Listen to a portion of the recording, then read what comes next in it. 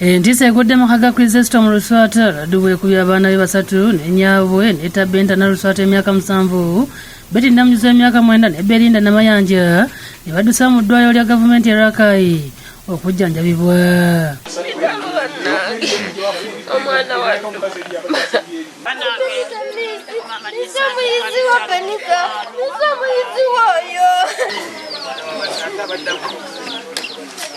Enkuba n'etonnya malya ga kyamisana nga bano basanze mu kiyungu babadde besekulira ebinyeebwa n'ennyabwe Alice Nayiga ne bakuba ne bakasuka ebweru.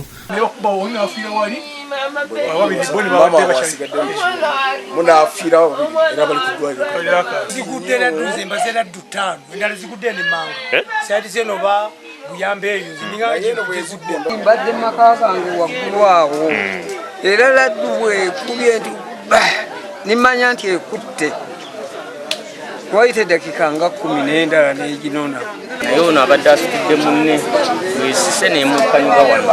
Luswata agambye tabadde waka nga bamukibe kimi gy'abadde okumutegeeza nti abawaka bwe Laddu ebakubye. Nze tuli mu mboozi enkuba kugamba eweze etya nti eweze nze kulaba mukazi wange tadadde eddungu Laddu ekubye abantu. Ssente w'omuluka gw'e Kasensero Ronald Semyalo ategeeza nti babadde baludde okufuna enkuba era bulijjo bagyesunga kyokka bweze ebadde mbi okukamala.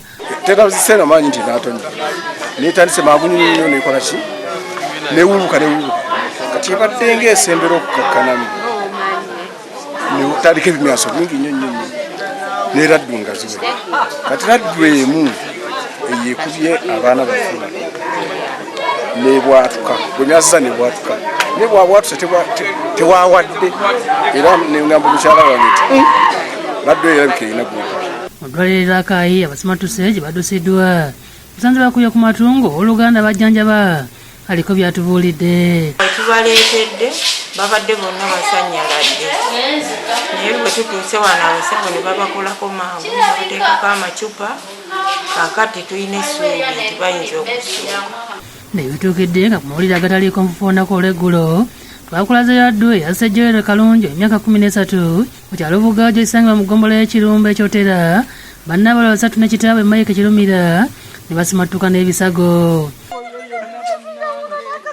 Nabadde nkasi kunkutte essaati bwenti ngisuule wali Laddu gye yavudde n'ensitula bwenti negenda enkuba ku kisenge eri waggulu bwenti nendaalirayo okumala eddakiika nga 3 bwenti.